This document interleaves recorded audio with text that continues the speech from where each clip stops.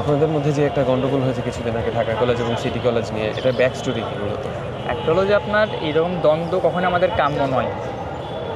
একটা গল্প বলি আপনাকে, ধরেন আমি যখন ছোটোবেলাতে বাইরে কারোর সাথে মারামারি করতাম বা মায়ের খেয়ে আসতাম, আমি বাসায় আসার পরে আমার আম্মু বা আব্বুকে যখন বলতাম যে ভাই আমাকে মারছে এরকম বা একটা মারামারি হয়েছে, তো তারা প্রথমে ওই ছেলেটাকে মানে বকতো না, বা ওই ছেলেটাকে বলার কিছু নাই, সে আমাকে আগে বকতো তোর সাথেই কেন বাঁধলো, তোকে কেন মারলো, মানে আম্মু আমাকে আগে শাসন করতো।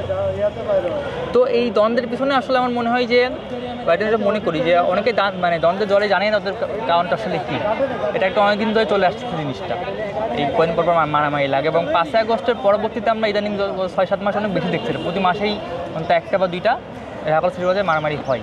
তো আমার মনে হয় যে এখানে প্রত্যেকটা কলেজ নিজেকে সেরা ভাবে, প্রতিটা কলেজ প্রশাসন নিজেকে সেরা ভাবে, সেটা বলতে চাই, এবং যার ফলে এই ব্যাপারটা স্টুডেন্টের মধ্যে প্রভাবিত হয়। এবং কোনো কিছু লাগলেই ঢাকা কলেজ ভাবে আমি সেরা, সিটি কলেজ ভাবে আমি সেরা।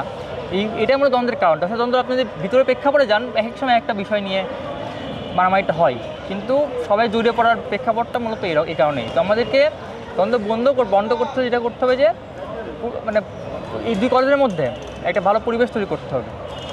এটা পড়াশোনার একটি মিলও থাকতে হবে, ছাত্র এবং শিক্ষক দুই দিক দিয়ে সহযোগিতা প্রয়োজন দ্বন্দ্ব নিরসনের জন্য।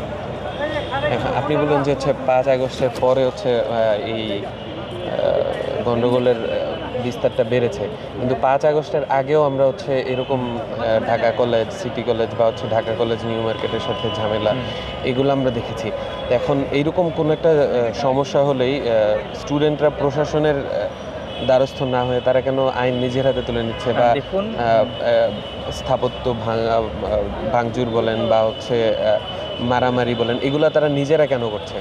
দেখুন, মানে স্টুডেন্টের যে আমি সঙ্গে দোষ, এখানে ব্যাপারটা আমার যে এই বয়সটা আসলে একটু উত্তেজনার বয়স, বা এই বয়সটা আমরা অনেক কাজই করি, ভেবে না করি, অনেক কিছু ভুল করি।